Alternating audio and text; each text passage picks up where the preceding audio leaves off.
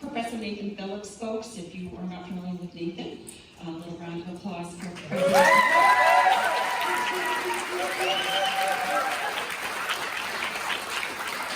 The cost to clean it up, according to Table 15 from the December 2018 Permanent Solutions with Conditions Plan, was $5 million. And so they are not willing to spend that $5 million. I'm going to put that in context.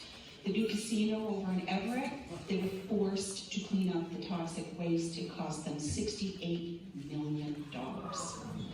So $5 million is really nothing to a company like Everett. So I just wanted to help you out and give that statement.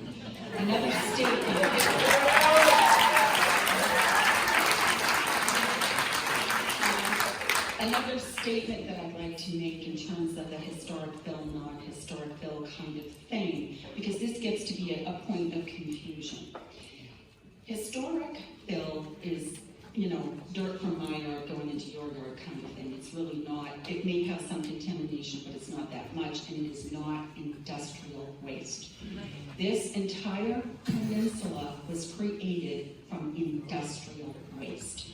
You can't go down 27 feet, 50 feet, 100 feet. It's coal ash, clinkers, burner bricks, and oil. That's what's there. It should have been a Superfund site years ago.